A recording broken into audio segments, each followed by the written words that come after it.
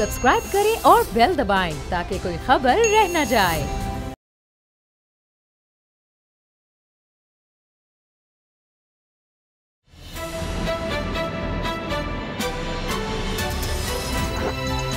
अब पता चला।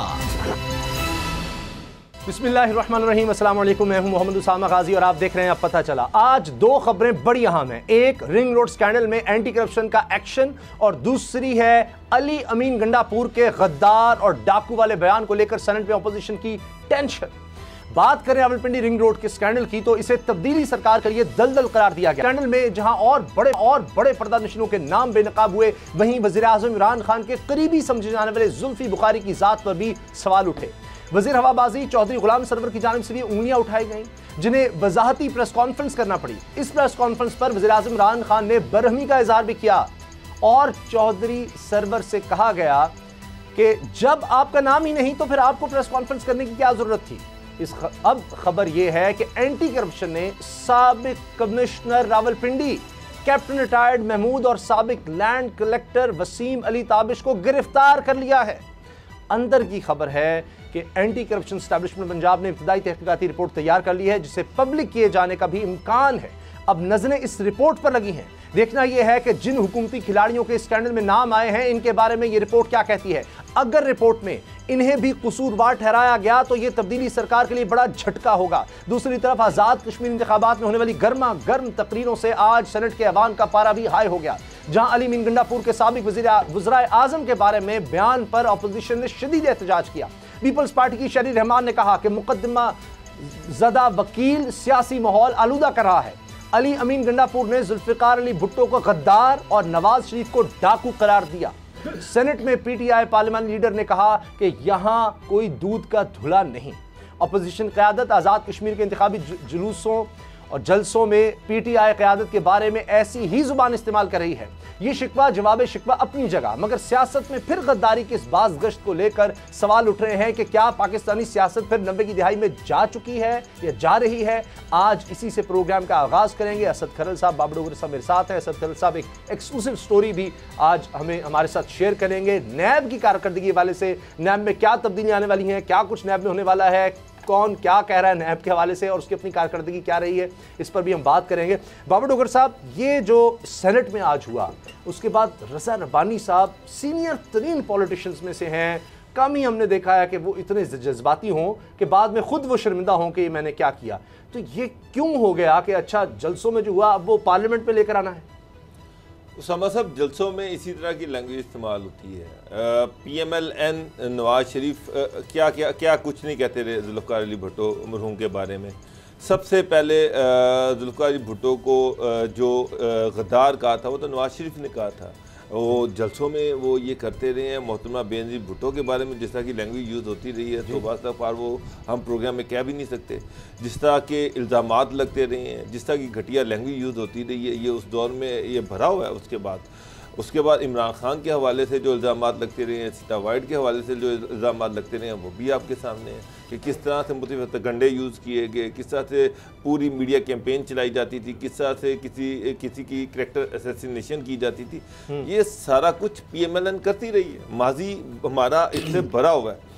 और अब मेरा मतलब है कि जब आप सारी उम्र दूसरों के करैक्टर को दागदार करते रहे हैं तो अब आपको कोई दागदार करता है तो फिर बड़ा बुरा लगता है। मैं सेनेट में अब आज़ाद कश्मीर की में अली गंडापुर जो है वो तो जो कह रहे हैं, उसके साथ साथ बिलावल भुट्टो जो लैंग्वेज यूज़ कर रहे हैं वो भी देख लें। वो भी इल्ज़ाम लगा रहे हैं, वो नून लीग पे इल्ज़ाम लगाते हैं, वो नून लीग के बारे में बातें कर रहे हैं। मरियम जो है वो इमरान खान को लताड़ रही हैं, उन पर इल्ज़ाम लगा रही हैं।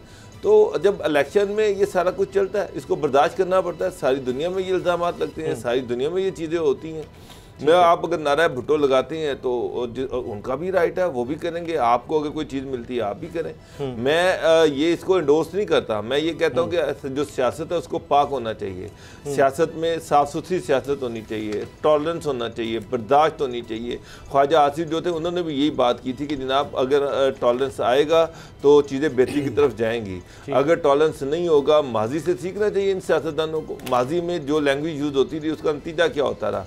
उसका नतीजा नतीजा यही था कि फिर मार्शल लॉ लगते रहे, फिर एस्टेब्लिशमेंट की इंटरफेरेंस बढ़ती रही। जब अदम बर्दाश्त आएगा, जब पार्लियामेंट की वक़्त ही कोई नहीं रह जाएगी, जब पार्लियामेंट में कोई चीज़ डिस्कस ही नहीं होगी, पार्लियामेंट रबर स्टैम्प बन जाएगा और इस तरह ओपनली एक दूसरे के खिलाफ कैरेक्टर असैसिनेशन की जाएगी, तो फिर चीज़ें किस साइड पे जाएंगी। तो लेकिन मसला ये कि सब में सारे ही नंगे हैं। पार्लियामेंट के अंदर बातें तो सारे करते हैं, लेकिन जब बाहर तकारीर हो रही होती है तो उस वक्त सारे इल्ज़ाम लगा रहे हैं, सारा गंद उछाल रहा है। तो कोई ये तो नहीं हो सकता कि अली अमीन गंडापुर अकेले ये बात कर रहे हैं, बिलावल भी लगे हुए हैं, मोहतरमा जो है वो भी लगी हुई हैं, मरियम नवाज भी लगी हुई हैं। लेकिन बाबर साहब ये तो हल नहीं है कि अगर सारे कर रहे हैं तो हर कोई शुरू हो जाए। असद खरल साहब, हमने अभी कुछ ही अर्सा पहले देखा कि जो कौमी असम्बली में जिस तरह का माहौल बना, इतनी शर्मिंदगी हुई, उसके बाद सब ने कहा, ख्वाजा ने भी तकरीर की, सब ने कहा कि जिससे सियासत बदनाम हो रही है, सियासतदान बदनाम हो रहे हैं, जिस तरह का माहौल बना है, गलीज गालियाँ दी गई और उसको कल्चर करार दिया गया, बहुत कुछ हुआ। तो उसके बाद फिर बैठे थे और एक चीज़ तय हुई थी कि जी ऐसा माहौल नहीं बनाना। फिर कोई एक चिंगारी ऐसी भड़कती है कि उसके बाद वो आग लग जाती है और फिर उस सेनेट जो ऐवान बाला है, जहाँ कहा जाता है जी चले और ज़्यादा मुंतखब नुमाइंदों के मुंतखब लोग पहुँचते हैं, वहाँ भी फिर झगड़ा शुरू हो जाता है और फिर से माहौल उसी की तरफ के, तुमने भी ये किया, फलां ने भी किया, जुल्फ़िकार अली भुट्टो को गद्दार कह दिया और नवाज शरीफ को कह दिया। हालांकि मुझे आ रहा है याद कि बिलावल भुट्टो ने भी कहा था मोदी का जो यार है गद्दार है, वो तो ये नारा सबसे पहले शायद बिलावल ने लगाया था। जरदारी साहब ने कहा था कि नवाज शरीफ साहब धरती पर बोझ है और ये ग्रेटर पंजाब बनाने की साजिश कर रहा था और बड़ी पता नहीं क्या क्या उन्होंने सख्त लैंग्वेज यूज़ की थी, पर मैं वो मुनासिब नहीं समझता। मुझे ये बताएं उसामा साहब, मैं आज अभी जस्ट मैं सोच रहा था कि मैं honourable supreme court of Pakistan में जाऊं और चीफ जस्टिस पाकिस्तान से एक एप्लीकेशन दूं कि जनाब ये जो कौमी असम्बली है, इसके ईवान के एक दिन की कार्रवाई के ऊपर कितने करोड़ खर्च होते हैं।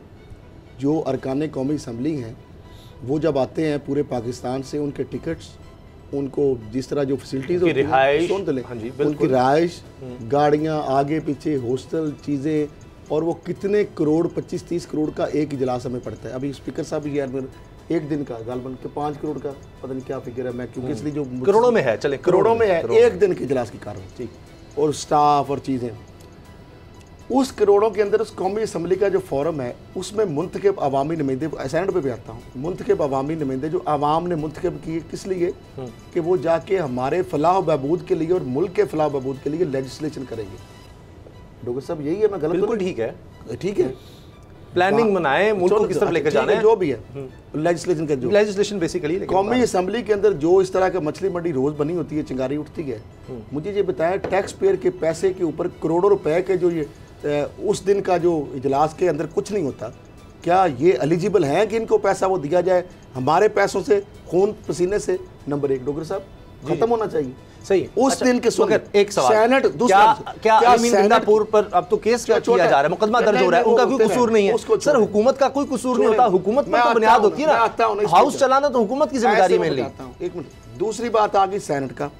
सेनेट के अंदर ये है कि जो कौमी असम्बली के अंदर लेजिस्लेशन होती है डॉक्टर साहब आम नाज़रीन के लिए, वो चूंकि वाने बाला वहाँ पे जाती है और फाइनलिटी वहाँ पे इख्तियार करती है। पहले कौमी असम्बली में लेजिस्लेशन होके उसके बाद जब पास हो जाता है सारी प्रोसेस ड्यू कमेटियों के जरिए सारा, उसके बाद वो पहुँच जाता है सेनेट में। सेनेट जो है उसके बाद उस पर डिबेट करता है और उसके बाद वो पास होता है या जो भी उसको रिजेक्ट करते हैं, वो अक्सरियत देखी जाती जो भी है। और हुकूमत कोई भी हो, जब वो देखती है कि सेनेट में उसके पास थोड़े बहुत ज़्यादा बंदे हैं तो उधर से कम है, तो वो मुश्तरका इजलास बना लेती है। ये भी एक तमाशा है अजीब ही, और वहाँ से वो पास करा लेते हैं मिक्सर बना के, चरबा बना के। अब जो सेनेट के अंदर आज की कार्रवाई अगर हुई है, इसमें भी कोई लेजिस्लेशन हुई है, कोई डिस्कशन हुई है, इनको कितने करोड़ दिए गए होंगे? एक तो डॉक्टर साहब ये और उसामा साहब और चीफ जस्टिस पाकिस्तान साहब को, ये चूँकि जब मैं लेके जाऊँगा चीज़ अगर, या वो खुद भी 100 मोटो ले सकते हैं। पार्लियामेंट सुप्रीम है, सुप्रीम का क्या, सारे आपके खिलाफ हो जाएंगे, आपके सारे खिलाफ हो जाएंगे, आप किससे लड़ेंगे? सुप्रीम साहब आपने पहले कितने मुकदमे झेले हुए हैं? चलो ठीक है, आप बात कर कितने मुकदमे आपने, कभी आप कहीं जा रहे हैं, कभी नहीं जा रहे हैं? सुन ले भाई, मैं पाकिस्तान में एक मुकद्दस ईवान है और पार्लियामेंट जो सुप्रीम है, सुपरमेसी है उसकी, मैं तो ये कहता हूँ, आप कोई और नहीं कह सकता, मैं ये कह सकता हूँ यहाँ बैठ के, और नहीं को कह सकता कि सुप्रीम कोर्ट भी पार्लियामेंट के ऊपर नहीं है।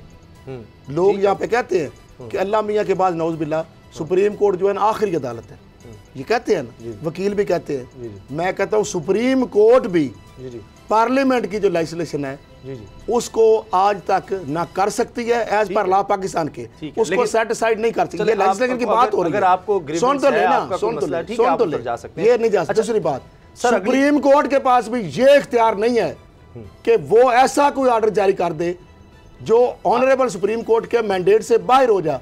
लोग ये कहते हैं अक्सर वकील मुझे कि चूंकि सुप्रीम कोर्ट ने ये कर दिया, अब आप क्या करेंगे? तो मैं कहूंगा कि सुप्रीम कोर्ट भी अगर, ये मैं बात सबको, चीफ जस्टिस ऑनरेबल को, सब जजेस को जो जानते हैं पर्सनली, सुप्रीम कोर्ट भी अगर गलत फैसला कर देगी तो मैं ये नहीं कहूँगा उसको नहीं मानूंगा, मैं सुप्रीम कोर्ट से उसको सही कराऊंगा और सुप्रीम कोर्ट के जज ड्यूटी बाउंड होंगे उसकी करेक्शन के। Honourable chief justice Saqib Nisar साहब ने कहा अक्सर कि जनाब करेक्शन होनी चाहिए जो मुख्तलिफ मल्टीपल रिव्यू वगैरह होता है, ऐसी बात हो सकती है कि ना एक डीपी के नहीं एक डीपी का है, अच्छा डीपी का फैसला है, एक 5 लार्जर बेंच का फैसला है, एक हाई कोर्ट मुख्तलिफ फैसले आ गए। अब कोई वो साइटेड इस तरह सुप्रीम कोर्ट जब आए तो चीफ जस्टिस ने जजमेंट दी, ऑनरेबल सुप्रीम कोर्ट ने जजमेंट दी, पार्लियामेंट की बात कर रहे हैं, अगर कोई डिफरेंस है, एरर है, करेक्शन अभी बात है पार्लियामेंट की बात है। बाबू डॉक्टर साहब, क्या हुकूमत का कोई कसूर नहीं? मैं इसमें सबसे बड़ी जिम्मेदार हुकूमत खुद है। मैं उसामा साहब, खैल साहब, बात ये कि गवर्नमेंट चलाना हुकूमत का काम है, पार्लियामेंट चलाना हुकूमत का काम है। शहबाज गिल जैसे आपने जो है वहां पर रखे हुए हैं बिलो दी बेल्ट, वो आते हैं जिस तरह से उनकी लैंग्वेज है, जिस तरह से वो बात करते हैं। मैं यहाँ पे तो मुझे मिनिस्टर ने ये भी कहा कि हमने 2023 का इलेक्शन में जो है अपोजिशन को गालियां देके निकालना है। और सर अपनी परफॉर्मेंस बताए ना गवर्नमेंट, वो बताए कि हम कर क्या रहे हैं। यहाँ पर बिलो दी बेल्ट आके जनाब यहाँ पर पार्लियामेंट तो नहीं है, वो पार्लियामेंटेरियन सब बात आजाद की यहाँ पे जलसे की हो रही है। गंडापुर जो है वो जलसे में ये बात कर रहे हैं, जलसों में करते रहे भैया, आप उनको जलसों में आप कर ले, सेनेट में तमाशा क्या बनाने की जरूरत है? इसलिए कि डिग्गा कोटे तो खुद से गोते तो गुस्सा के में हारते हैं। डिस्कशन वो कहते नहीं पार्लियामेंट में होनी है, अगर आपको कोई इतराज है पार्लियामेंट फोरम में आप जलसों का जवाब जलसों में दे। पार्लियामेंट हमारे टैक्स पेयर से चलती है, वहां पे वहां ने बाला और वाने तेरी, वहां पे ये तमाशों के लिए नहीं है कि आपने ये कहा हमने ये कहा। वहां पे एक लेजिस्लेशन की क्या फोकस है मुझे ये बताएं। गंडापुर ने अगर की है बात जलसे में की है, आप उसकी जलसे में करें, आप डैमेजेस करें, फोरम इस्तेमाल करें। मुझे ये बताया मेरे ये मुकद्दस ईमान ये होते हैं कौमी असम्बली, इसको मुकद्दस ईमान जो कहते हैं, क्या प्रैक्टिकली ये मुकद्दस को बना रहे हैं? ये डाइस का घिराव, क्या ईवान बाला को मुकद्दस ये बना रहे हैं? ये पार्लियामेंटेरियन जो है वहाँ बैठे हुए। देखें आप अगर इल्ज़ामात की बात करें ना तो मुझे इल्ज़ामात बात बेनज़ीर साहबा के, मोहतरमा के, जो पोस्टर है किसने फंगवाए थे, नून लीग की सियासत देख लें, हुसैन खानी उस वक्त इनका तर्जुमान होता था, पोस्टर किस तरह बनाए फोटोशॉप। और वही ना फिर माजी अगर हम देखेंगे, मैं उनको मेरा ख्याल है मेरी बात सुने, कोई रूल्स एंड रेगुलेशंस बनाने चाहिए। लेजिस्लेशन जो है वो क्रेडिट किसका होता है? हुकूमत के पास, हुकूमत का क्रेडिट होता है, अपोजिशन का क्रेडिट नहीं होता। हमेशा गवर्नमेंट कहती है कि हमने इतनी रिकॉर्ड लेजिस्लेशन होगी, अच्छी बात है। वहाँ यहाँ आप 6 महीने के या 3 साल के मिनिस्टर्स की स्पीचें निकाल के देख लें कितनी की लेजिस्लेशन किया और कितना उन्होंने। आप वो कह रहे हैं कि इस्लाहात जो मेरा एक सवाल है, जो मिनिस्टर उठता है वो उठ के जनाब, अच्छा फवाद चौधरी इशारा दे रहे हैं कि आप बैठकर बात हो जाएगी, आपको लग रहा है क्या एक्सपेक्ट करते हैं? अच्छा सर अगली खबर पर जाना है, आपको लग रहा है फवाद चौधरी की तरफ से इशारा है कि जी आप बैठकर बात हो जाएगी, मुस्बत इशारा है ये इलेक्शन के हवाले से, तो अच्छी बात है, बैठेंगे तो बात करेंगे। अगली खबर है जनाब, पाकिस्तान की तारीख में शायद ही ऐसा हुआ हो कि जी साबिक कमिश्नर वो भी गिरफ्तार, फिर जनाब लैंड कलेक्टर रावलपिंडी वो भी गिरफ्तार, और मामला है रिंग रोड का, रावलपिंडी रिंग रोड। ये कुछ अर्सा पहले मंजर आम पर आया ये स्कैंडल, और उसके बाद फिर हमने देखा कि जुल्फी बुखारी साहब ने भी अलहदगी इख्तियार कर ली कि जी चले मेरे पर इल्ज़ाम लगा है और बड़ा मैं तो इसमें इन्वॉल्व ही नहीं, मेरी फैमिली के हवाले से मेरे ऊपर क्यों इल्ज़ाम लगा दिया। और मुबैना तौर पे कहा गया कि जी कुछ लोगों को फ़ायदा पहुंचाने के लिए, कुछ ताकतवर लोगों को, या जो यूँ समझे कि हुकूमती एहलकार हैं या हुकूमत का हिस्सा है, उन लोगों को फ़ायदा पहुंचाने के लिए इसके डिज़ाइन में तब्दीलियाँ की गई जो रावलपिंडी में रिंग रोड है। अब बाबर डोगर साहब, अब इसके बारे में कहा जा रहा है कि जी रिपोर्ट भी कोई मंजर आम पर आने वाली है, तो आपको लगता है कि उसमें इसके अलावा भी लोग होंगे? इन्होंने तो फायदा पहुंचाने की कोशिश की है ना, इनको फायदा पहुंचाने की कोशिश। मुझे इतना बता दें, मुझे इतना बता दें, जुल्फी बुखारी पे मैंने तो इल्जाम नहीं लगाया, खरल साहब ने तो नहीं इल्जाम लगाया, ये जुल्फकार शाह जो है जिसको कमिश्नर रावलपिंडी लगाया गया है, उसने अपनी रिपोर्ट, जुल्फकार गुमन है और जुल्फकार नहीं से शाह है, और सॉरी गुलजार शाह है, गुलजार शाह जो है उसने अपनी रिपोर्ट में लिखा है जुल्फी बुखारी के बारे में। जुल्फी बुखारी ने कहा कि जी मैं सुप्रीम कोर्ट में जाऊंगा, और वो इस वक्त भी कमिश्नर है, उनकी गवर्नमेंट है, पंजाब में उनकी गवर्नमेंट है, फेडरल गवर्नमेंट उनकी है, कमिश्नर की रिपोर्ट आ चुकी है, उसमें उन्होंने कहा कि जुल्फी बुखारी जो है इसका बेनिफिशियरी है। कैप्टन महमूद के बाद मुझे करके गुलजार शाह को वहां पे लगाया गया स्पेशल टास्क। तो मैं तो नहीं ये कह रहा, मगर ये तो वो ऑफिशियल रिपोर्ट कह रही है, कमिश्नर की अपनी रिपोर्ट कह रही है कि जुल्फी बुखारी का उसमें नाम है। तो फिर मसला ये है कि आपने कैप्टन महमूद को पकड़ लिया। मुझे ये भी पता है कि इसमें इस इंसिडेंट में ये जो कहा जा रहा है कि उसने किसी की अप्रूवल नहीं ली। मैं यहाँ पे एक एडवाइजर है पंजाब गवर्नमेंट के जिन्होंने मीटिंग चेयर की है, ये भी सबूत है, साबित होता है, और उन्होंने उस मीटिंग में अप्रूवल दी है इसकी, ये भी साबित होता है। डॉक्टर साहब मैं डिटेल दे दूं, मैं ये नहीं कहता उनकी सपोर्ट नहीं, सर सीएम के बिहाफ पे ये सारा मीटिंग्स हुई, सीएम के बिहाफ पर एक एडवाइजर ने मीटिंग को चेयर किया, उन एडवाइजर ने इस पे सारी अप्रूवल्स दी, जुबानी अप्रूवल्स होती रहती हैं, यहाँ पे सीएम साइन करने को तैयार नहीं है। खैर साहब मैं एक और चीज बताऊं, मैं बेट लगा के कहता हूँ रिकॉर्ड चेक कर लें, सीएम में कितनी असम्बलियां आती हैं, कितनी जो मीटिंग मिनट्स होते हैं और कितने मिनट पे साइन होते हैं। किसी मीटिंग मिनट्स पे सीएम सेक्रेटरीट में साइन नहीं होता, कोई साइन करने को तैयार नहीं है। बात भी करनी है, इसलिए वजह ये है कि इनको खौफ होता है। मैं कैप्टन महमूद का मैं सपोर्टर नहीं हूँ, वो उसका नंदीपुर में भी उसका नाम है, नैब में पहले भी उसके पास रेफरेंस है। दूसरी चीज ये है इस केस को नैब में क्यों नहीं रेफर किया जा रहा, इसको एंटी करप्शन को क्यों दे दिया गया, एंटी करप्शन ने क्यों नहीं अरेस्ट किया, नैब को दें, जरा पता चलेगा कौन कौन से नाम है, कौन कौन से बड़े नाम आ रहे हैं। अब डीजी एंटी करप्शन क्या सीएम के मर्जी के बगैर कुछ करेगा, सवाल ही नहीं पैदा होता। तो सर उन्होंने कहा है, वज़ीर आला पंजाब ने डीजी एंटी करप्शन को रावलपिंडी रिंग रोड स्कैंडल की तहकीकात की जिम्मेदारी सौंपी। वो तो सरकार, मैं ये कह रहा हूं कि ये इंक्वायरी नैब के पास जानी चाहिए, नैब को इसकी इंक्वायरी करनी चाहिए, वो सारे नाम सामने आनी चाहिए जो जो इसमें इन्वॉल्व है। सर यहाँ पर ऐसी मिसालें बेशुमार हैं कि एंटी करप्शन भी उसमें नैब भी देख रहा है, एफआईए भी देख रहा है। सर है क्यों नहीं है? आज शहबाज शरीफ हमजा कहते हैं जी एफआईए हमें बुला रहा है, हम तो नैब में हैं, नैब में भी केस है। थोड़ी बात समझो, ये एक मेगा करप्शन की केस, इसमें फेडरल इदारे भी इन्वॉल्व हैं, इसमें प्रोविंशियल भी इदारे होंगे, बहुत सारे इदारे। लिहाजा ये जो बात वो कर रहे हैं ना कि सीएम साहब तो और पीएनडी से तहरीरी तौर पर कैप्टन महमूद ने लिख के भेजा, उन्होंने ऑब्जर्वेशन लगाई। सुनते जाए जरा, लिखी पढ़ी मैं बात कर रहा हूँ, कहानी कहें दिखाएं कल कागज लिख के ऑब्जर्वेशन दी, उन्होंने ऑब्जर्वेशन दूर करके फिर भेजा पीएनडी को, प्लानिंग एंड डेवलपमेंट को, पंजाब गवर्नमेंट के डिपार्टमेंट को पता है सारी वेटिंग तो वहाँ से होनी है, डिजाइन चेंज होना जो भी होना है। उसके बाद फिर हो गया माइनर हो गया, मीटिंग्स होगी सारी, और ये जो आरडी होता है ना वहाँ पर रावलपिंडी डेवलपमेंट अथॉरिटी कमिश्नर जो होता है बेसिकली उसका वो एमडी भी होता है, अबलाज वो पोस्ट फैक्टो जो उसका होता है, यानी एक्स ऑफिशियो के तौर पर इसका ऑफिस, ये ताबश अली, ये सारे अलहदा बंदे होते हैं जो कॉन्टैक्ट वाले ये वो। अब मैं ये नहीं कहता कि वो गलत है, ये सही है, सुन ले, ये मैं बात इस हद तक कर रहा हूँ। आगे बात जो डोगर साहब ने किया कि ये नैब में केस जाएगा तो फिर तो दूध का दूध हो जाना था, पानी का पानी। सब बड़े बड़े नाम सामने आएंगे। मैं आपको बताऊं, नैब एक इंडिपेंडेंट इदारा है बाबा डोगर साहब, नैब खुद से ले सकता है, हुकूमत ने नैब को कहना है कि वो करे, नैब अगर ले लेता है तो फिर तो बात खत्म हो जाएगी। और मेरा ख्याल है कि चूंकि अब फिर वो एंटी करप्शन वाला मामला नहीं रहेगा, आपकी ये ख्वाहिश भी पूरी कर दे, नैब से करवा लेते हैं, आप चाहते हैं? नहीं ये कह रहा, चूंकि आप कह रहे हैं कि नैब को करना चाहिए, करनी चाहिए, करवा लेते हैं। नैब का प्रूफ बनता है, ये एक मेगा करप्शन केस है और ये कोई मनी लॉन्ड्रिंग का, अच्छा अगर नैब एक करप्शन का केस है, इसको तो इसमें फेडरल मिनिस्टर आ रहे हैं, इसमें फेडरल एडवाइजर आ रहे हैं, इसमें पंजाब गवर्नमेंट के एडवाइजर आ रहे हैं, बड़े बड़े लोगों के नाम आ रहे हैं, और आपने एंटी करप्शन जो सीएम के अंडर है, सीएम के हुक्म से ये सारी इंक्वायरी इनिशिएट की है, वो लिख रहे हैं, वो कह रहे हैं कि सीएम ने मुझे ऑर्डर दिए।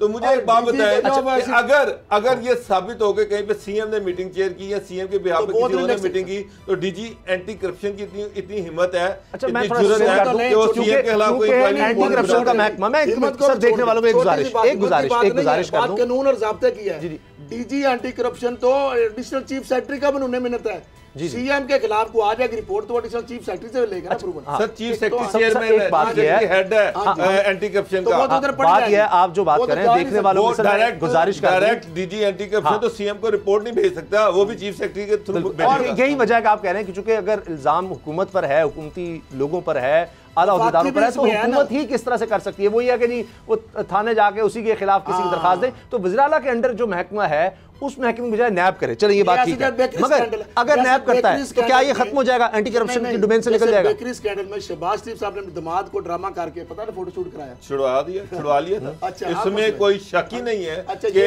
अली इमरान जो था उसको जो एंटी करप्शन है उसने उसको फैसिलिटेट किया, उसने उसको छोड़ा उस केस में। और बंदे को अगर यही केस नैब के पास होता तो सिचुएशन डिफरेंट हो जाती। अगला इसका हाल आसान बता रहा था आपका चेयरमैन साहब, आपको मेरा ख्याल इस पे एक्शन लेना चाहिए कबल इसके कि सुप्रीम कोर्ट आपको कहे वो सो मोटो ले। मैं देखिए हम जाएंगे, एक बड़ी फंडामेंटल लॉजिकल बात। अगर नैब ले लेता तो क्या होता है कि नैब निकाल ले तो एंटी करप्शन खत्म? जब वो खत्म हो, नैब एक सुप्रीम सबसे वो मंगवा लेगा डॉक्यूमेंट्स सारे। मैं बात कर रहा हूं, नैब एज पर नेशनल अकाउंटेबिलिटी ऑर्डिनेंस 99 वो उसके पास इख्तियार है, डी सेक्शन गालबन कौन सी है, उसके पास सेक्शन इख्तियार है किसी भी पाकिस्तान का प्रोविंशियल एंटी करप्शन इदारा, फेडरल जिस तरह FI है, एंटी करप्शन है, पुलिस डिपार्टमेंट, कोई भी इदारा उसका केस ड्यूरिंग इंक्वायरी सुन ले, ड्यूरिंग इन्वेस्टिगेशन ब्रेक हो जाएगी। और कोर्ट ट्रायल में भी नैब अपने पास ले सकता है। क्या इसमें करप्शन हुई है या अभी होनी थी? नहीं, ये काउंटर आर्गुमेंट आता है कि जी अभी तो डिजाइन था, अभी तो सोचा जा रहा था, डिजाइन के जरिए तो बेड़ा गर्क होना था। असल मसला ये है कि एलिगेशन ये है कि जनाब जब लैंड एक्वायर की गई उसकी अप्रूवल नहीं ली गई और और उसकी जो लूप है उसकी एक्सटेंशन कर दी गई, जिसकी वजह से कौमी खजाने को नुकसान पहुंचा। लैंड एक्विजिशन में ये कहा जा रहा है कि बहुत सारे जो करीबी लोग थे वो सारे लोगों को नवाजा गया। इसका तरीका वारदार बरदार था, ये सारा जिस तरह रेगुलर लॉर्ड है तरीका वारदार। ये ग्राउंड टेबल है हमारा जी, ये हमें चंद लोगों को पता है मास्टर प्लान का, ये कमिश्नर को फर्ज करो पता है या मिनिस्टर को पता है, ये किसी और को नहीं पता कि ये इसका डिजाइन ऑलमोस्ट जो पहले था अब ये हमने करना है। हमें पता चल गया, इसको इनसाइड ट्रेडिंग कहते हैं। हमने पता लग गया, हमने जमीनें खरीद ली वहां पे। अब किसी को तो पता ही नहीं ना, आम लेमैन को, हमने जमीनें पहले खरीद ली। अब हमारा जो ये था ना, ये राउंड टेबल था पहले बना बेहतरीन। हमने कहा यार इसको, उसने मिनिस्टर ने कहा, हमने कहा इसको इधर कर लेते हैं, उधर कर लिया। उसने कहा उसको उधर कर ले, सस्ती जमीन है इधर कर। अब वो सड़क के रूट चेंज करते चले, रूट करके गए, उससे अरबों रुपए का सड़क बनने पे नुकसान होना था। हर बंदे ने गाली निकालनी थी हुकूमत को कि यार ये क्या तमाशा। और उन स्कीमों का फायदा है जो हाउसिंग स्कीमें या हाउसिंग सोसाइटीज, वो जो आपने लैंड एक्विजिशन हुई, सुन ले डॉक्टर साहब एक्विजिशन का छोड़ देना। तो ये माजी में तो बड़ा कुछ हुआ होगा इस तरह के माजी में, जिस जिसने रिंग रोड बनाई या सड़कें बनाई, सारी जमीनें खरीदते रहे। जमीन फ्रंटमैन को जरिए ले ली, 1 लाख रुपए एकड़ ले ली, फर्क 10 लाख एकड़ ले ली। अब आपको पता है ना, किसी को तो नहीं पता। और वो 1 अरब में एकड़ बिकेगा आपका या 10 करोड़ में बिकेगा, क्योंकि आपको पता है नक्शा से घूमा। अब ये सारा घूमा है, टोपी घूमी है। अब ये है कि DG NAB major retired Shahzad Saleem साहब हैं, बड़े माशाल्लाह वो भी एक्टिव इस पे कर सकते हैं लाहौर पंजाब के वाले से। मंगी साहब हैं, चेयरमैन साहब से मेरी रिक्वेस्ट है। और शहजाद सलीम साहब चूँकि लाहौर में पंजाब में है, पिंडी है ना, पिंडी पंजाब में या रावलपिंडी और इस्लामाबाद चैप्टर नैब इस्लामाबाद रावलपिंडी के अंदर आते हैं, सवाए पिंडी डिवीजन के, बाकी पंजाब में इस तरह मुल्तान है।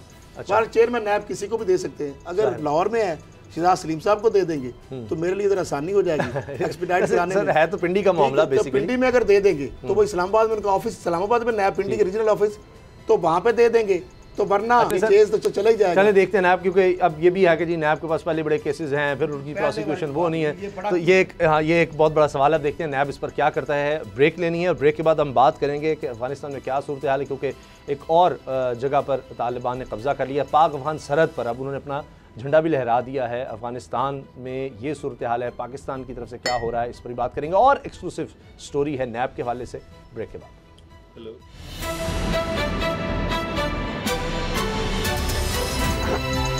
अब पता चला।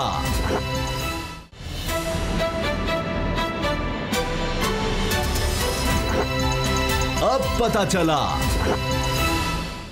अफगानिस्तान की सूरत हाल बड़ी पेचीदा होती चली जा रही है। पाकिस्तान और दीगर हमसाया ममालिक अफगानिस्तान के बैठ कर सोच रहे हैं और एक बड़ी ज़बरदस्त बात सामने आई है, रीजनल सतह पर इसको किसी तरह से हल किया जाए। अमेरिका ने तो जो करना था वो कर दिया, यहाँ पर एक खलफिशार फैलाकर बड़े आराम से वो तो निकल गया उसके बाद, और यानी रात की तारीकी में। अब तो वहाँ जो जनरल था, जो कमांड कर रहा था नेटो को भी, अमेरिका को भी, वो भी चला गया। और अब जिस जनरल के हवाले कर गए वो अमेरिका में बैठ के, फ्लोरिडा में बैठ के सब कुछ देखेगा, वो भी अगस्त तक। लेकिन अब हुआ यह है कि तालिबान की एक तरफ पेशकदमी जारी है और पाक अफगान बॉर्डर पर अब तालिबान ने अपना झंडा लहरा दिया है, अफगान हुकूमत का झंडा वहाँ से उतार दिया गया है। अब इस बॉर्डर पर भी तालिबान का कब्जा है, इसको चमन कंधार बॉर्डर को बंद कर दिया गया है। और इसके साथ साथ एक खबर ये भी आई है कि तालिबान ने कहा है कि हम जो मरकज़ी शहर हैं उधर हमला नहीं करेंगे और उसके बाद हम मुज़ाकरात की तरफ आएंगे और ख़ुद मौका देंगे कि हथियार डाल दिए जाएं या बातचीत करेंगे अफगान हुकूमत से।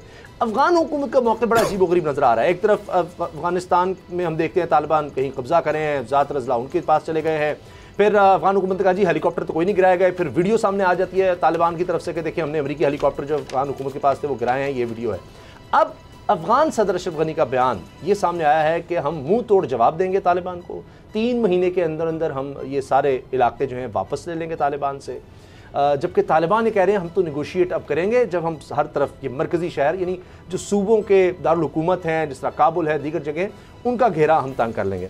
असद खरल साहब, अब एक तरफ इस तरह के बयान आ रहे हैं तालिबान की तरफ से कि वो कह रहे हैं कि जैसे हम बातचीत की तरफ आएंगे, अब साथ साथ कब्जे भी करते जा रहे हैं। एक ख्याल यह है कि चूँकि ये रीजनल जितने भी पाकिस्तान, चीन, रूस, ईरान, तुर्की, ताजिकिस्तान ये मिलकर बैठे हैं, अब ये सूरत हाल को बेहतर करना चाह रहे हैं, तो उसका भी प्रेशर तालिबान पर आ रहा है कि हम खाना जंगी की तरफ ना जाएं, कत्ल गारतगिरी ना हो। उन्होंने खुद बयान दिया कि हम चाहते हैं कि ज़िंदगी, तिजारत और ये बड़े शहरों में जो कुछ है ये एकदम रुक ना जाए और यही हमारी ख्वाहिश है, तालिबान इस तरफ कह रहे हैं। तो आपको लग रहा है कि सूरत हाल को बेहतर हो रही है? और सदर के बयान पर आप कहेंगे अफगानिस्तान के सदर के कि जी हम 3 महीने में सब इलाके वापस लेंगे। बयान के बाद पंजाबी में कहते हैं ऐसा निकल गया, बड़ा कंट्रोल रखने के बावजूद है। अशरफ गनी साहब का ये बयान अभी नहीं पढ़ा ना कि तालिबान की जल्द कमर तोड़ दी जाएगी, ये बिलावल भुट्टो जरदारी के बयान से ही मिलता जुलता मुझे लगता है, बल्कि वो फिर भी उसमें शायद कुछ ताकत हो सकती है। वो लात मार के हुकूमत गिरानी थी उन्होंने। तो अब ये उन्होंने कहा कि कमर तोड़ दे के अब सुनते जाएं। फिर वो कह रहे हैं कि तालिबान जो है ज़ेरे इलाका, कब्जा इलाका वापस ले लेंगे। फिर वो कह रहे हैं कि ज़्यादातर शुमाली सूबों में अफगान फोर्सेस तालिबान में शदीद झड़पें जारी, 3 दिन तक उन्होंने जल्द वापस ले लेंगे सिक्योरिटी की। अच्छा मुझे ये बताएं, एक तो तरफ तो इनका बयान आ गया, दूसरी तो बड़ा इंपॉर्टेंट है, डॉट मिलाएंगे अगर, बरतानवी वज़ीर खारजा क्या कह रहे हैं? हाँ, ये बढ़िया। वो कह रहे हैं कि तालिबान ने अफगान हुकूमत बनाई तो इनके साथ काम करेंगे। अमेरिका भाग गया तो बरतानिया कह रहे थे हम तो काम करेंगे। अशरफ गनी जब वो कह रहे हैं कि सब कुछ था उस वक्त तो कमर तोड़ नहीं सके, अब वो भाग गए तो अब ये कमर तोड़ेंगे, लात मारने वाली बात। अच्छा वो तो खैर लोकल होगी ना। बरतानवी वज़ीर दफा जो है ना बेन जो वेल्स ने कहा है कि आलमी बरादरी के पास इसके सिवा कोई दूसरा रास्ता ही नहीं है। सुनते जाएं, ये तो उनको लेजिटिमेसी पहली, लेकिन नहीं बातचीत अब आपने कर ली, जब आपने उनसे बात करके बगैर पर अमल पैरा किसी भी अफगान हुकूमत के उन्होंने साथ काम करेंगे और उन्होंने कहा कि अफगान हुकूमत ने इंसानी को की खिलाफवर्जी की तलकात पर। अच्छा अब नज़रसानी मामला ये है, जो बड़े शहरों पे तालिबान ने हमले करने ना करने का फैसला क्यों किया? ये अशरफ गनी के डर से नहीं किया, ये अशरफ गनी के डर से नहीं किया, सुन ले, इसलिए कि उनको पता है हमारी हुकूमत आ रही है, तो अपने ही इंफ्रास्ट्रक्चर, जिस हुकूमत को पता है कि मैंने आके इक़्तिदार संभालना है, वो अपनी सड़कें, अपनी बिल्डिंगें, अपनी इमारतें तबाह तो नहीं करेंगे। हॉस्पिटल में ना काम रुक जाए, दफातर में ना काम रुक जाए, लोगों की तिजारत ना रुक जाए। हाँ जी, जब वो अटैक करेंगे तो ये तो होगा। सर मसला ये है कि वो तो हुकूमत में आ रहे हैं। अब जिस तरह पंजाब में पीटीआई को पता है हुकूमत हमारी आ रही है, जस्ट लाइक एक एग्जांपल दे रहा हूँ, तो पीटीआई अपनी सारी इमारतों को मुसमार तो नहीं करेगी ना, यानी उनको 1 माह पहले पता लग जाए कि ये, या नून लीग को पता लग जाए इस तरह। अब उनको पता है ये नोश्ता दीवार लिखा गया और उल्टे पांव अमेरिका भाग गया, उसने अपनी शिकस्त मान ली। बरतानिया कह रहा है जी हम उनके साथ काम करेंगे, पाकिस्तान यही कह रहा है, अमेरिका यही कह, उसको अमेरिका को भी ये कहना कह रहा है जिसको अवाम मानेंगे, मतलब वो भी तरीके से पाकिस्तान या दीगर कह रहे हैं कि भाई लड़ाई के बगैर अवाम किसको मानेंगे? रेट होती है ना सर, क्या अफगानिस्तान में रेट ऑफ द गवर्नमेंट है? नहीं सर, होती तो ये आज ये होता सिर्फ मरकज तक वो महदूद रह गई है अफगान हुकूमत। अवाम ही है ना जो अफगानिस्तान की पॉपुलेशन है ना। तालिबान जो है वो किधर के अवाम? सर वो तंग आ गया ना जंग से, 4 लोग जाते हैं, वो पूरा जिला जनाब कब्जे में आया था, लोग उनको वेलकम करना शुरू होते, कहते हैं कहीं तो ये लोग जंग से तंग आ गए, कहीं तो किसी का तो कंट्रोल हो। किस कंट्रोल हो गया ना तालिबान का? 90% तो हो गया ना। अब वो महदूद हो गए, रिट गवर्नमेंट खत्म हो गई, अब उनकी गवर्नमेंट आनी है, उसके लिए जो भी पैटर्न बनाएंगे वो रेफरेंडम होगा, वो इलेक्शन होगा, जो भी होगा इलेक्शन और रेफरेंडम। किसको वोट दोगे? तालिबान को डरते हो जैसे भी डरता क्या ना, कभी तो कोई इलेक्शन कुछ नहीं हो तो जाते जा रहे हैं। जो सर जो मेन चीज़ है ना वो ये है कि ये तो कह तो रहे हैं, अमेरिका में भी बाबा सवाल उठाया जा रहा है कि जनाब अब जॉर्ज बुश ने भी कह दिया कि जनाब इस तरह से बाइडन का वहाँ से भाग जाना मुझे बड़ा अजीब लगा, मगर तो वापस आ जाए, हिम्मत है तो। वो बुश जो था उसने ये वहाँ पर फौजें भेजी वापस और वो ये सवाल उठा रहा है, सवाल ही करो। और बरतानिया भी ये सवाल उठा रहा है, सारा वेस्ट ये उठा रहा है। उसामा साहब, असल खैर साहब, ये जो लड़ाई स्टार्ट हुई है ना, ये आप कहें कि ये 2 दिन में, 4 दिन में, महीने में, 15 दिन में, 6 महीने में ख़त्म हो जाएगी, ये इतनी जल्दी ख़त्म नहीं होने वाली। अमेरिका पागल नहीं था जो यहाँ से एकदम भाग गया। मैं आपको उसका ऑब्जेक्टिव था कि यहाँ पर खाना जंगी रहे, ये सारा खिता जो है वो इससे मुतासिर होगा। अगर अफगानिस्तान में अमन नहीं होता, अगर अफगानिस्तान में अमन नहीं होता, ईरान, सारा मेरी एक बात सुने, हालात खराब है। ताजिकिस्तान में इस टाइम वहाँ पर भी शंघाई ताउन तंजीम की जो मीटिंग बुला ली गई है, ताजिकिस्तान, उज़्बेकिस्तान, पाकिस्तान, ईरान, जितने भी हमसाया ममालिक हैं वो सारे परेशान हैं। जिस तरह से वहाँ पर खाना जंगी शुरू हुई है, जिस तरह से वहाँ पर कैद साली की सिचुएशन है, जिस तरह से वहाँ पर जो लोग हैं वो वहाँ पर महाजिरीन बन के इधर उधर भाग रहे हैं। कोई ताजिकिस्तान जो उधर के हैं वो ताजिकिस्तान जा रहे हैं, कोई उज़्बेकिस्तान जा रहे हैं, कोई ईरान की तरफ जा रहे हैं, कोई पाकिस्तान की तरफ जा रहे हैं। तो सूरत हाल इतनी कॉर्डियल नहीं है। हर मुल्क और कह रहा है, पाकिस्तान कैंप का सोच रहा है, ईरान सोच रहा है, हर मुल्क सोच रहा है, चीन अपना प्लान बना रहा है, रूस के करने क्या, कैसे। खबर दे रहा हूं, दूसरा रुख इसका बिल्कुल काउंटर नैरेटिव खबर दे रहा हूं, तजिया नहीं, ख्वाहिश नहीं। हाँ, अमेरिका की ये ख्वाहिश थी, उनका ये मनसूबा था जो डोगर साहब ने कहा इस तरह होगा। भारत का भी ये मनसूबा था। मैं आपको अब खबर दे रहा हूँ कि आगे क्या होने जा रहा है। आज है 14 जुलाई, बरोज बुध। डोगर साहब अभी ने कहा कि 6 महीने तक भी ये खाने जगह खत्म नहीं होगी। ठीक है, जो वहाँ पे अभी तक की आज की रात यही लगते हैं ना, वहाँ पे इंतशार रहेगा, बदअमनी होगी। ठीक है, आप कह रहे हैं शंघाई कॉन्फ्रेंस, ये हो गया, उल्टे भी लटक जाना सारे ये। अच्छा, अमेरिका उल्टा भी लटक जाए, भारत उल्टा भी लटक जाए, जितनी मर्जी साजिशें कर लें, जितनी मर्जी कॉन्फ्रेंस कर लें कि पाकिस्तान या खित्ते के अंदर अमन हमने नहीं रहने देना और अफगानिस्तान जो है उसके अंदर अमन इंतशार रखना है। अच्छा, मैं आपको कट डेट दे दूं, बड़ी खबर है। कट डेट में दे सकता हूं, लेकिन 1-2 दिन आगे पीछे हो सकते हैं ना डोगर साहब। ये सालों की बात नहीं, 6 महीने की बात नहीं, 3 महीने की बात नहीं, उससे पहले अफगानिस्तान में सब। सर एक और बड़ी खबर ये है, हुकूमत कायम हो जाएगी, और बड़ी खबर सुन लें, हुकूमत कायम हो जाएगी, सुन लें। ठीक, आपने भारत की बात की है। अफगान सफीर ये कह रहा है कि अफगानिस्तान भारत से अस्करी इमदाद तलब कर सकता है। बाबा डॉक्टर साहब, वो तो अभी भी कह रहे हैं कि जी हमारी मदद को भारत ही आ जाए। मुझे भारत ही तो रॉकेट भाग हैं, हिंदू फॉरेन मिनिस्टर से ताजिकिस्तान में जो मुलाकात हुई है उसमें कौन कह रहा है, यकीन दिलाया है कि वो अफगानिस्तान को पूरी सपोर्ट करेगा। भारत अफगानिस्तान की गवर्नमेंट को, आपको ने ये भी खबरें दी कि वो उनको असला भी दे रहा है और धड़ाधड़ असला दे रहा है, हर तरह की सपोर्ट कर रहा है। वेस्ट जो है वो डबल गेम खेल रहा है, वो अफगान गवर्नमेंट को भी सपोर्ट कर रहा है और उसके साथ साथ वो ये भी कह रहे हैं कि अगर तालिबान आ गए तो हम उनके साथ भी मुज़ाकरात करेंगे। ज्यादातर वेस्ट हो जाए, इंडिया हो जाए, ये जितने भी ममालिक हैं ये सारे डबल गेम खेल रहे हैं। एक तरफ वो अफगान गवर्नमेंट को पूरी तरह से सपोर्ट कर रहे हैं, दूसरी तरफ से वो ये तासुर देने की कोशिश कर रहे हैं कि अगर तालिबान की हुकूमत आती तो हम उसको सपोर्ट करेंगे, हम उसके साथ खड़े होंगे। तो ये एक डबल गेम अफगान फोर्सेस को पैसा दिया जा रहा है, उनको असला दिया जा रहा है, पूरी तरह से उनको जंग के लिए तैयार किया जा रहा है और उसके साथ साथ अगर उसके बावजूद तालिबान आते हैं तो उनको वेलकम करेंगे। एक सवाल मेरा ब्रेक आ जाएगी।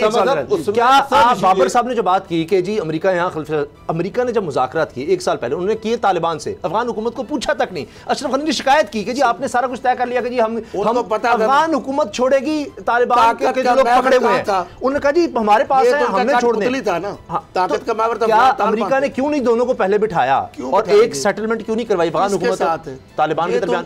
वो तालिबान से बात करके बस निकल गया और ताकत तालिबान में और ताकतवर से बात की जाती है ना, ये तो उनका गुलाम है, एजेंट है। अब मामला ये है, जो बात अफगान सफीर कह रहा है ना कि अस्करी इमदाद तलब करेंगे भारत से, भारत ने दे दिया।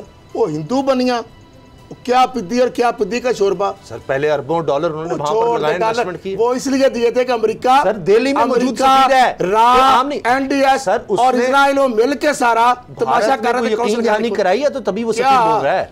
वो सफीर बोल रहा है कि जी जरूरत पड़ने पर भारत से अभी जो जहाज गए थे उनके डिप्लोमेट्स को लेने कंधार जब उन्होंने खाली किया, असला लेकर गए हैं। अगली बात आपको दे दूं खबर, वो तालिबान के पास असला चला जाएगा आज नहीं कल। अच्छा बाबू साहब, कैसे रोका जाए इस खाना जंगी को, या ये जो रीजन में बैठ रहे हैं? अमेरिका ने खुद ये कह दिया है कि जी ये रीजनल ममालिक की जिम्मेदारी है, इन्फ्लुएंस खत्म हो गया, ममालिक की जिम्मेदारी है कि अफगानिस्तान में हम कायम करें। देखिए अमेरिका का इन्फ्लुएंस डॉक्टर साहब नहीं खत्म हुआ, आपकी गलतफहमी है, बिल्कुल खत्म। चले हल क्या है? आपकी एम्बेसी वहां पर है, वो उन्होंने वहां पर रखा हुआ है। अमेरिका यहाँ से अगर वो चाहता अमेरिका तो अफगान तालिबान और अफगान गवर्नमेंट के साथ एक अच्छी सेटलमेंट कर सकता था।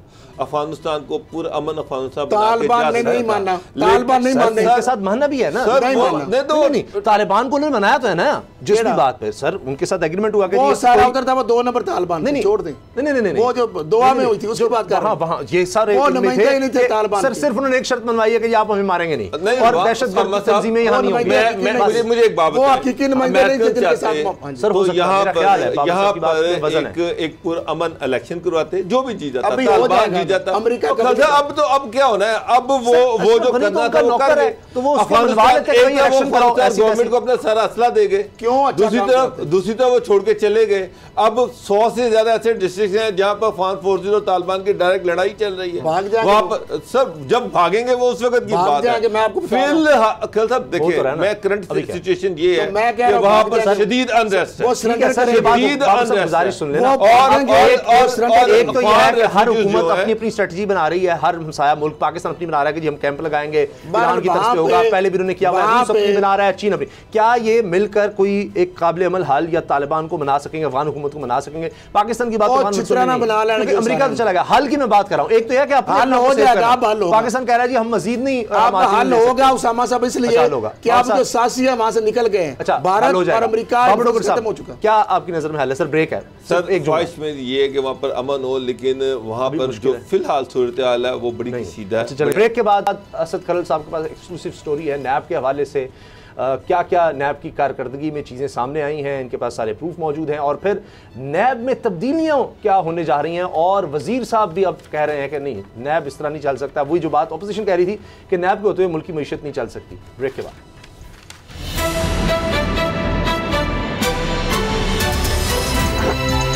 अब पता चला।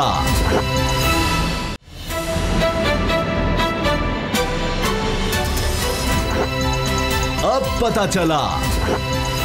नैब के हवाले से आप आए रोज़ सुनते होंगे कि अपोजिशन की तरफ से कहा जाता रहा, चाहे पीपल्स पार्टी हो चाहे नून लीग हो, कि जनाब नैब के होते हुए मुल्क नहीं चल सकता, एक ही चीज़ चल सकती है। अब हुकूमत भी ये कह रही है, हुकूमत की तरफ से कहा जा रहा है, वज़ीर ख़जाना कह रहे हैं कि नैब के खौफ से लोग काम नहीं कर रहे, नैब में हमें तब्दीली लानी होगी। अब अगर हुकूमत भी और अपोजिशन भी इकट्ठी हो जाए तो जाहिर है कि फिर पार्लियामेंट में आप जिस तरह मर्जी कानून साजी कर लें, 2/3 मेजॉरिटी से कर लें, कोई मसला ही नहीं है। तो क्या अब ये होने जा रहा है? और इस हवाले से नैब का भी मौक़िफ़ सामने आ गया कि जी ये बिल्कुल गलत है कि नैब की वजह से जी काम नहीं हो रहा या मामला ताकि नहीं बढ़ रहे, लोग खौफज़दा होते हैं। असद खलल साहब, ये असल कहानी क्या है? अगर वाकई ऐसा है, जाहिर है अपोजिशन भी कह रही है, हुकूमत भी कह रही है, इमरान खान साहब ने ब्यूरोक्रेसी को बुलाकर कई दफा कहा कि जी आप डरे नहीं है, बस अब काम करें, हमने नैब को कह दिया, आपको खौफ नहीं होगा। खौफ क्या है नैब का? मैं बताता हूँ, खौफ मैं आपको बताता हूँ। और मैं नैब से इसलिए डॉक्यूमेंट्स लिए, मैं हवाई बात नहीं करता, कोई भी जो भी हम बात करेंगे फैक्ट के साथ करेंगे, डॉक्यूमेंट मंगा के बात करेंगे। ये वज़ीर ख़जाना जो है ना शौकत तरीन साहब, नैब की वजह से ब्यूरोक्रेसी जो उन्होंने कहा कि उसके खिलाफ के उनकी वजह से काम नहीं कर रही थी, नैब कवानीन बदलना होंगे, ये है उनका बयान। इसकी पर्सपेक्टिव क्या है? वज़ीर ख़जाना के छोटा सा बयान पढ़ दूँ उसका, जी जल्दी से। खौफ के पास ब्यूरोक्रेसी काम नहीं कर रही और नैब कवानीन बदलना होगा, ये उनकी अपनी ख्वाहिश है। वज़ीर और कहा कि आप माहाना दरामदात 5.5 से 6 अरब डॉलर की दरमियान रहेंगी करंट। अच्छा ये उसके अलावा नहीं है, वैसी बात है। ये बयान की क्यों ज़रूरत पेश है? इससे पहले इमरान खान साहब कई दफ़ा ब्यूरोक्रेसी को बुला के कह चुके हैं, चेयरमैन नैब साहब कई दफ़ा तरदीद इसकी कर चुके हैं, बयान दे चुके हैं। अच्छा 2 इल्ज़ाम लगते हैं नैब पे। एक ये है कि ये ताजरों को, उसको बिजनेसमैनों को तंग करता है, इस पे चेयरमैन नैब ने सारे चैम्बर को बुलाया कई दफा, आज तक एक दरखास्त नहीं, कई शिकायत की। जब भी करते नैब के पास आया तो दिखा दे सारे चैम्बर की कि किसी बिजनेसमैन को नैब तंग किया। और ब्यूरोक्रेसी, हाँ, डाकू चोरों, बिजनेसमैन को डाकू चोरों को पकड़ेंगे, मनी लॉन्ड्रर को पकड़ेंगे। अच्छा, ओमनी ग्रुप को पकड़ेंगे, ब्यूरोक्रेसी की, हाँ जी, ओमनी ग्रुप, मैंने कहा उसको तो पकड़ेंगे, पकड़ा हुआ है ऑलरेडी। 1273 है रेफरेंस एहतसाब अदालतों में इस वक्त, क्योंकि आखिरी फिनाल्टी है ना रेफरेंस, बाकी तो इंक्वायरी इन्वेस्टिगेशन तो बहुत सारी हजारों में। ओके, उस 1273 रेफरेंस में जो 1300 जो अरब रुपए की मालियत की है वॉल्यूम उनका, उसमें मेरा ख्याल खाल खा लिया, बहुत कम है, उसको भी छोड़ दें। आगे आगे चेयरमैन नैब का जो बयान, वो ये कह रहे हैं कि नैब मुतरक इदारा है, ब्यूरोक्रेसी अगर आइन और कानून के मुताबिक, यही जो डॉक्टर साहब और मैं कहते हैं, काम करती है तो उसे नैब से डरने की कोई ज़रूरत नहीं है। नैब और करप्शन साथ साथ नहीं चल सकते। ये कह रहे हैं कि नैब और मुईशत साथ साथ नहीं चल सकती। चेयरमैन साहब कह रहे हैं नैब और करप्शन साथ साथ। मैं दोबारा आपकी तरफ आता हूँ बाबू साहब, शॉर्ट कमेंट इस पे, क्योंकि हमारे पास वक्त बहुत कम होगा, फिर बाकी टाइम में सतकल साहब को दूंगा कि क्या मसला क्या है ब्यूरोक्रेसी का? वो डरते हैं, साइन नहीं करते कि नैब ही ना इस मसला ले ले, एक चीज़ हमारे पास पूरी होनी चाहिए। ज़ाहिर वज़ीर ख़जाना ने जाकर अपनी टीम से पूछा होगा, लोगों से रेवेन्यू जनरेट करना है, जो भी है, तो क्या वजह क्या है, उसको क्यों नहीं हल किया जा सकता? हर तरफ से ये बात आने लगी है नैब के बारे में। उसामा साहब, ब्यूरोक्रेसी डरती कोई नहीं है।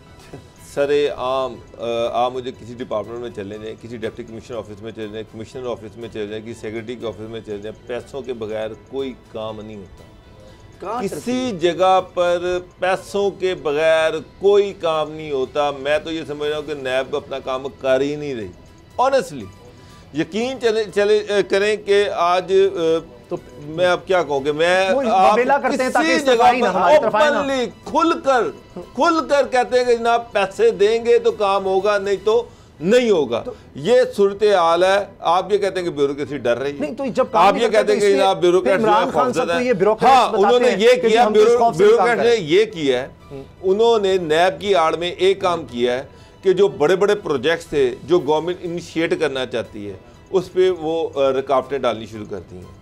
अब आप ये कह लें कि ये जो गवर्नमेंट है ये शायद इनको ये पहचान ही नहीं है कि कौन सा ब्यूरोक्रेट इनके लिए काम कर सकते हैं, कौन से इनके लिए काम नहीं कर सकते। बहुत सारे ऐसे हैं जो PMLN के परवरदा हैं, जो PMLN के परवरदा हैं, जो बड़े करीब रहे हैं PMLN के, उनके पास कोई फाइल जाती है तो वो तो नैब का चक्कर डाल के उस फाइल को आगे करते ही नहीं। अदरवाइज पुलिस ये फेल हो या ब्यूरोक्रेसी।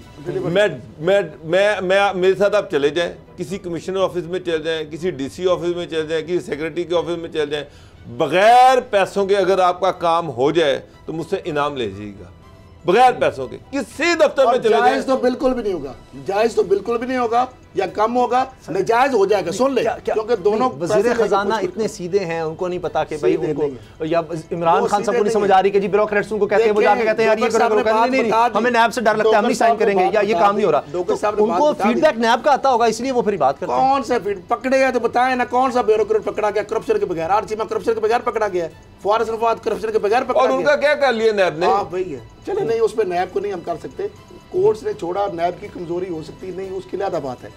अब इसके अंदर आ जाते हैं, तकलीफ क्या है सर? टाइम 1 मिनट रह गया, 1 मिनट में बताऊंगा तकलीफ क्या है नैब से।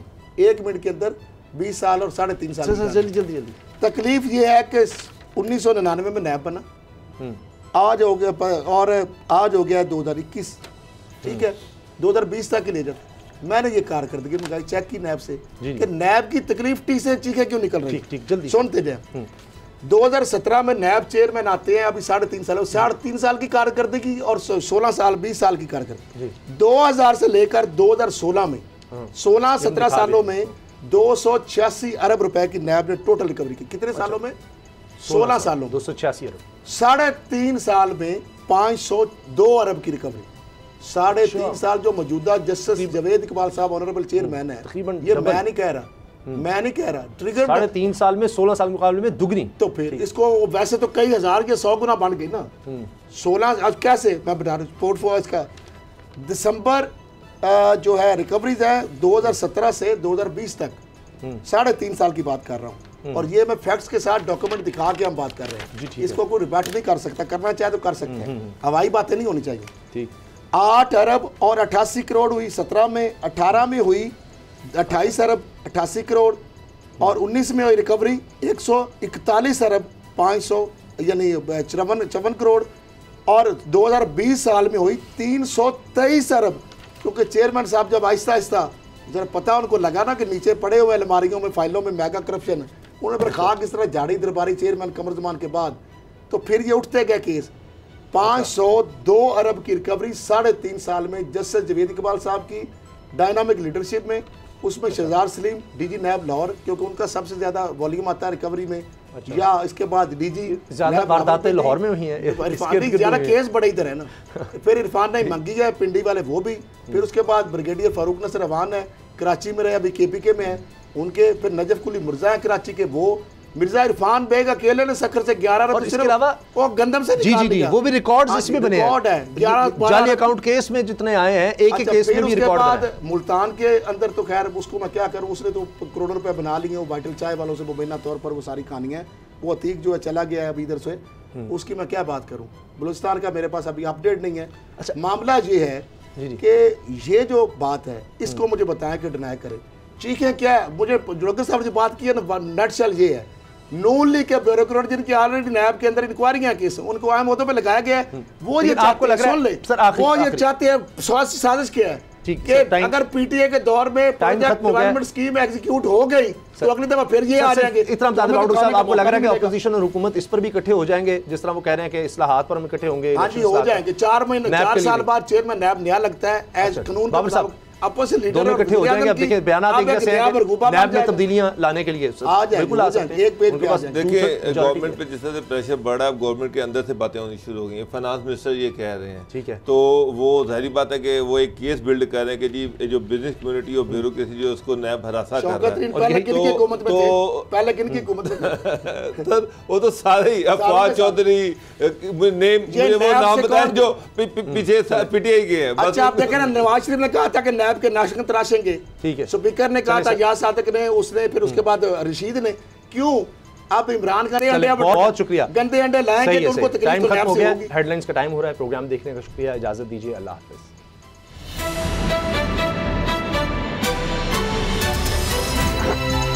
अब पता चला। सब्सक्राइब करें और बेल दबाएं ताकि कोई खबर रह न जाए।